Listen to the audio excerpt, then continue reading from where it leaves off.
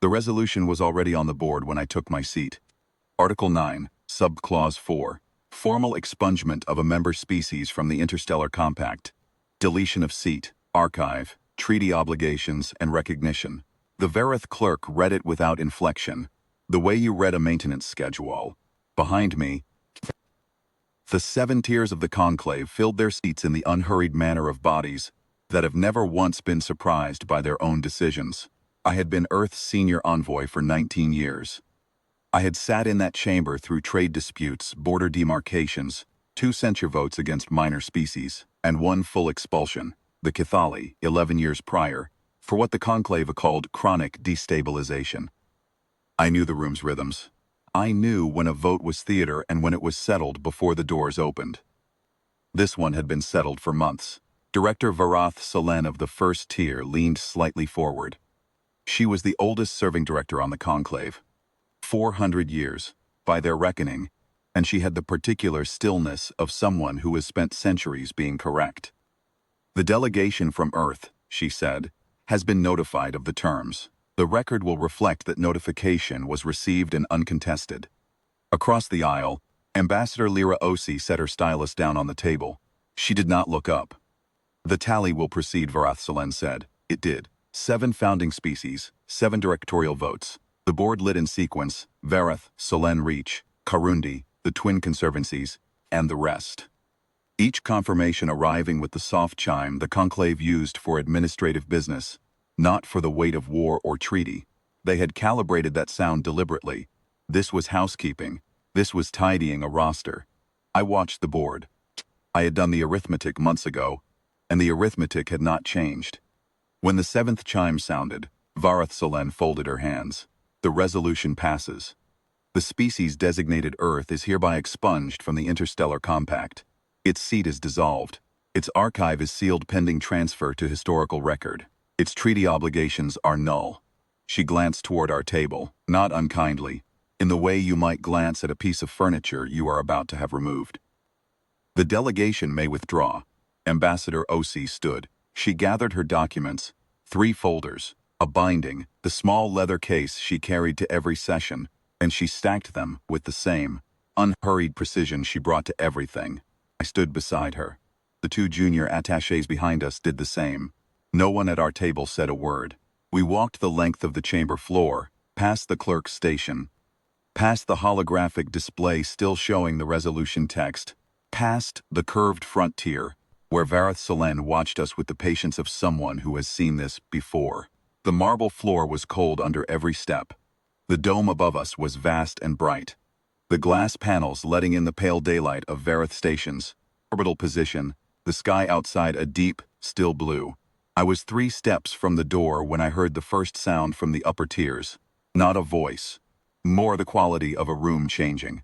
The particular silence that precedes a question no one has thought to ask until this moment. I did not turn around. The doors closed behind us. In the corridor outside, Osi handed the leather case to the senior attaché without looking at him. "Transmit," she said. 1 word. The attaché nodded and moved. I leaned against the corridor wall and listened to the muffled sounds from behind the chamber doors. A voice, one of the junior Karundi directors, I thought, asking something. Then Verath response. I could not make out. Then a longer silence, which I could. What they were looking at, I knew, was the dome. The Verath Conclave's treaty hall was famous for its view. The great glass panels swept 3/4 of the way around the upper chamber, giving a clear sightline to open space in every direction the station's orbit allowed. On a clear transit day, could see as far as the Solan shipping lanes. The architects had intended it as a symbol of transparency, of openness, of the conclave's conviction that it had nothing to hide from the stars it governed.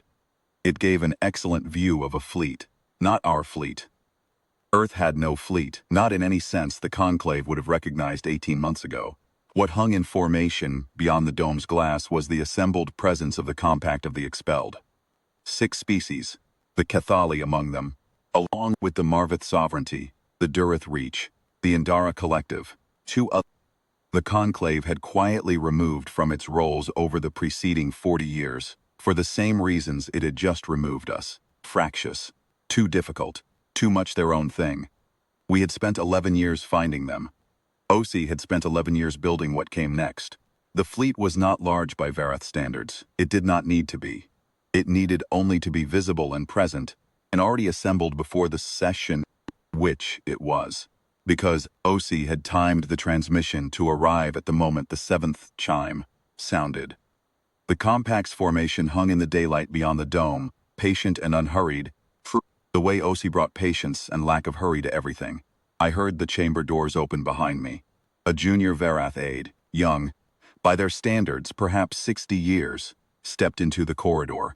He looked at me with the specific expression of someone who has just been sent to ask a question no one inside knows how to phrase. "The director," he said carefully, "wishes to understand the composition of the vessels in the exterior formation." "The compact of the expelled," I said. 6-member species, mutual defense and trade framework, ratified 14 months ago. I paused. Earth holds the founding seat. He stood with that for a moment. "The director also wishes to know." He stopped. Started again, whether the delegation intends to return to the chamber. I considered it. I thought about 19 years of that marble floor, those chiming votes, Verath Solen's 4-century patience, and the particular way she looked at things she was about to have removed. I thought about the Cathali, expelled 11 years ago for chronic destabilization, who had shaken my hand at the Compact's ratification and said, in their careful, formal way, that they had wondered if anyone would come. "No," I said. The aide withdrew. The doors closed again. OC was already at the end of the corridor, speaking quietly with the attachés. I walked to join her. Neither of us looked back at the chamber. There was nothing left in it that required our attention. That was 16 years ago. The Compact of the Expelled. We renamed it, eventually, at the Cathali's suggestion.